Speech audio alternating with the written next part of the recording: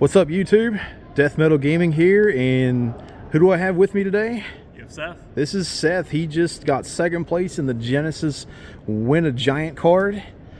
He got the very fun dragon. This is awesome. There you go. Unfortunately, we didn't take it all the way, but we did a really great job today.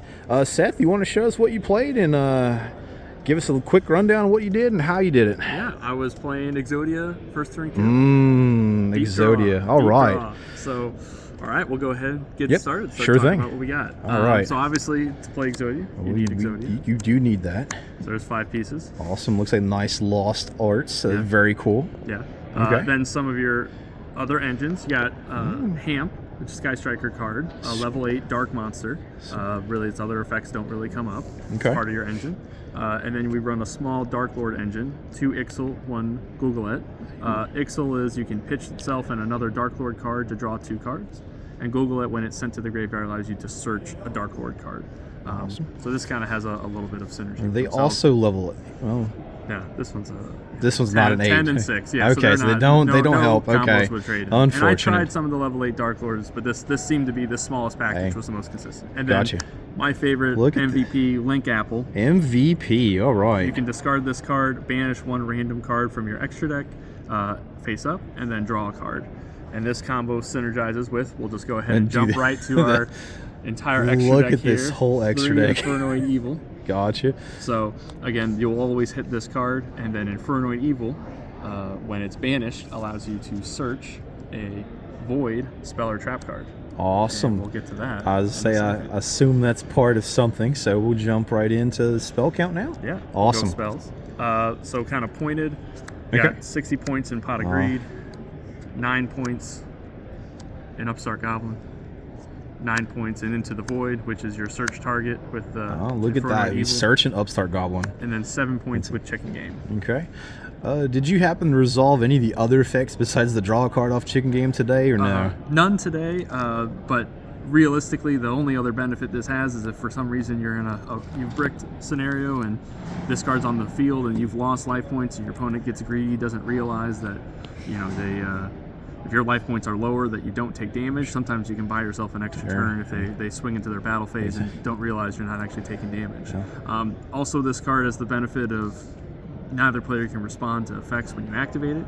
So even though this card hits the field, it's still not something that can be Ash Blossomed. So it has a little built-in resistance. It's not perfect since it has to touch the field, but it's got some utility. Kind of going on next, we have Sky Striker engine, so 3 engages. 3 engage, and they don't search anything, but they search your Hamp and they search your Widow. And so this is a +1. This is honestly, resolving this card is really important for the deck to continue to plus, and honestly offers a lot of benefit. And the Widow Anchor is the quick play, again, serves as another target. And also for the Radiant Typhoon Vision to draw 2, and then this is the quick play that you ideally pitch in this scenario. This man is on +1 after +1 after +1. We love it. Yeah. So again, just kind of searchable parts of your engine that get you where you need to go. Yeah. Next part really to discuss is 3 trade-in, which partner with the Hamp. Those are the only level 8s that you run, and then 3 Allure of Darkness. Almost. Almost got secret tech. So this is what combos with the Allure of Darkness. So I think what makes this deck strong is, and these are 5 points each to round out the rest of the points, is that with the Allure of Darkness, you can banish away your Exodia pieces to continue to kind of plus in your hand, or at least keep your hand even. With the understanding Pot of Acquisitiveness, which is target 3 banished cards, put them back into your deck, shuffle your deck, draw a card. Allows that even if you banish Exodia pieces with these cards, you still have a lot more live hands and you have a built-in way in the deck to deal with it. If for whatever reason you don't need to, this is also a quick play spell for Vision that sometimes comes up. But the goal is that this cycling allows you to have 5 more cards in your hand that are actually live, rather than 3 Exodia pieces that are just sitting there and you're trying to cycle through your last 2 to actually hopefully draw into Exodia. So that to me is what makes this deck a lot more successful. Obviously this card is weak to a well-timed Ash Blossom, but nonetheless where it's pointed, you don't always see that, and that actually never came up today. So as far as remaining cards, 3 Magical Mallet. Again, it's a -1, but it's strong. It really allows you to if it makes your engage live, it allows your engage to be the +1 that it needs to be, which, you know, again, unbricks your hand and furthers your game state, and ultimately ends up being a +0. Most of the time I find myself returning 1 or 2 cards that are engage targets as the duel goes on. But it also serves that if you have a bad opening hand and you need to, you know, this deck can come back with, you know, I had a game where I went down to 3 cards in hand. I had to mallet 4 back, then mallet 3 back, and then I had 3 cards, and the deck had enough gas to get me there. Sure. So the deck has enough pluses to where this doesn't end up hurting you, and if it means that you see your pot of greeds, you see your engages, you don't care about this. Awesome. 1 duality, 1 banishment of the Dark Lords. This can search any of the Dark Lord cards, and also can be targeted by Google to also add for some deck thinning if it hits the graveyard. And then the last 2, I don't think these cards are perfect, but they were kind of what I decided as good starter cards. Card Advance lets you look at the top 5 cards of your deck, rearrange them in any order. Again, this is inherently a -1, but sometimes knowing exactly what is on the top of my deck at the very beginning of a duel, and then also the deck has a lot of ways to shuffle the deck so that you can hopefully use your draw spells to pick off what you need, get your pluses, and then shuffle the deck when you are about to hit a couple dead Exodia pieces or a pot of Acquisitiveness early or something else. So it allows you to kind of manipulate your deck in a way that's a little more efficient. And if that's enough, again, the deck has enough gas that it doesn't care if it has the -1. Card of Fate is an interesting card. Again, it can be a double-edged sword, but both you and your opponent can select 1 card from their deck, shuffle it up with 4 random ones, and add it to the hand. This is a 20% Surge Pot of Greed for me, and that's essentially almost exclusively how I used it. Sometimes you want another card, but almost always you want Pot of Greed for sure. And if you're starting with a dead hand, you know, a lot of combo pieces. And this, I mean, it came up in a couple duels where I only had this card, I resolved, I hit a Pot of Greed, and it was enough to get me through. And it's also a plus, I mean, you hit an Upstart, you hit a Into the Void. I mean, it's not always bad. Most of the cards in the deck you want to see, it is, at the end of the day, a 1-for-1. I bet you every one of your opponents had to read that card and try to understand it, and they... Yeah, it was definitely the exciting, I've never seen that card before, card of the deck. So that's the main deck, 40 cards. Clean 40, beautiful. Yeah. Absolutely. Most of my side deck didn't come up, but I'll discuss my reasoning anyway. Okay. 3 level 8 kaijus, the level 8 to couple with the trade-in. This is mainly for Super Quantum, for Magnus. Again, it didn't come up even when I played Super Quantum. Never got in a situation where that was necessary. 3 Hinawatas. This is just for if there's any rogue burn decks out of there.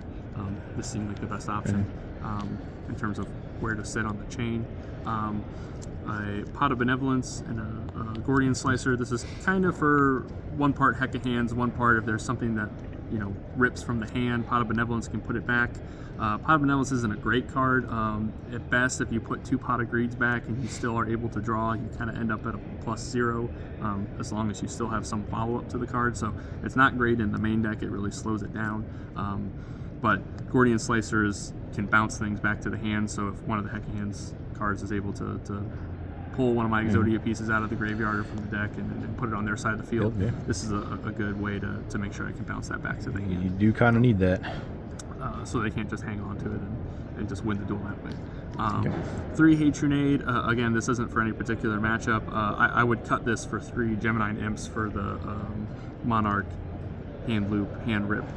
But ultimately, in all the games I played with Monarch, all they did was spin cards back to the deck. I didn't see any Thestalos actually discarding anything. So, again, that really no particular matchup that's for. And then what actually got sided in would be these 4 going second. So we know what Dark Ruler does. Yeah. So, you know, ultimately, this is meant to just kind of serve as going second. Hopefully, you see this in your hand. If they are able to out anything, hand traps are hand traps, but most things, the deck plays around a lot of hand traps pretty well. It's kind of designed to have a little engagement with things in the hand. This is if they put things up on the board. If you open this, play it, you know, usually pretty golden. How about number 15 there? Gold Moon Coin. Gold Moon Coin. So, you know, there's a couple other different options that could be used, but you know, cards like Hand Destruction, or the goal of this is to get rid of any other side deck cards. When I side 3 cards in, you know, this is meant to have an option to get rid of those other 2 cards. You know, I want 3 copies in because I want to see it in my opening hand because I may not have the opportunity to get to draw it. But this is the best way I found to, you know, indiscriminately deal with the other 2 copies. that doesn't require on, like hand destruction has to be sent to the graveyard kind of thing, so Dimensional Fissure or, other things can disrupt that. It adds it to the opponent's hand. There's not really cards that interact with that. So this is just meant to, this card's a -1, but it's the best way to deal, in my mind, that I found with these other 2 copies when I don't need them. And sometimes you don't need any of them. Sometimes they won't make a board and you can just Gold Moon. That came up in my semifinal match, is that I just Gold Mooned 2 of them because there was no board that I needed to deal with, and then this was just dead later. It was fine. But that is the side deck, and I think realistically, I would take these, and then I think I would take the chicken game out as well, since they're likely to put something in the board to interact with that. So I'd side these 4 out, put those 4 in pretty consistently, because going second, getting the 6th card, and then I didn't want them to have a better chance of seeing a side deck card against me. That was kind of the thought process. Understandable. Man's goated. He's even showing you the side patterns here, man. Have any secret sauce that you gonna hide for the future? I've tried a lot of different versions of this deck. I think this was version 23. There was some Spirit of the Pot of Greed decks that got cooked in there. There was some level 10 Water, Moray of Greed, and whatever that card is that pitches level 10s, draw 2s.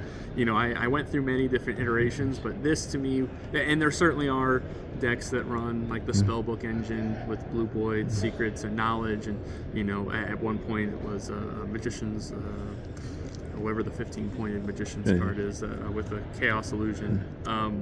But then that got pointed, and that probably wasn't worth it as much. I've tried the triple chicken game, triple Pseudospace, 1 multiverse package, just for a lot of +1s. But to me, sacrificing the points for the Pot of Greed, the 2 Pot of Greeds really make the deck strong, is that you need those +1s to make up for the fact that, the rest of the deck is engine and is essentially +0. So that to me, I think ultimately felt like the most consistent approach to take the deck, and that's kind of where we ended up. Awesome. Again, all my matches went reasonably well. I don't know if there was anything that necessarily stood out. There was a couple tight fits where they would have a couple negates on the board before I got Dark Ruler No More. Again, Ash can hurt this deck. Certainly, I remember an Ixal got ashed on turn 1, and first play of the game, and I had to kind of fight back. And sometimes you're malleting for a couple cards, and you have to see just the right one to hit your deck at 0. But typically, if you see all the pluses that the deck needs to see, you usually have 3 extra cards that you can draw. So if a Pot of Greed gets hit, well, as long as all your engages resolve, your Link Apple searches that into the void, you're still going to end up +1. So you can take a little bit of kind of hits when you're playing. The deck has a little bit of versatility in it. It's not entirely glass cannon to where you have to have other live cards in your hand, but it can play through someone just had, I remember at a game someone just Solemn Judgment my Pot of Greed, and I said okay, and then I just kept going and still won without really too much trouble. So that's kind of why the deck was as I don't want to say versatile, but I would say a little more standard, a little more able to deal with kind of some interaction versus some of the more kind of glass cannon approaches. Well, I'm glad you had a deep run. It's a shame we couldn't get it there, but Shifter's too strong. Even in Genesys, it sucks. Last match, he opened up Shifter turn 1 against me, game 1 and game 2, and the deck can sometimes play through Shifter. It's a little hard because you don't get the plus off the engages, but with the right sequence of cards, you can kind of, your Gogolet's not going to hit the graveyard, so you're going to just be alluring your Dark Lord cards. And again, it's a lot of +0s, but if you do it right, you might be able to see Exodia in the top half of your deck. But he had some negates on the board too, and it's never really stood a chance. Yep. So. Awesome. Thank you, Seth. Thanks for sharing the sauce here with us, and good luck to you. Hopefully we get to see you in Columbus. Yeah, would that be nice to make it to Columbus? I don't know if the deck will make it there, but I'll be ready to cook up the next iteration depending on what if the points change. Right on. Thanks again.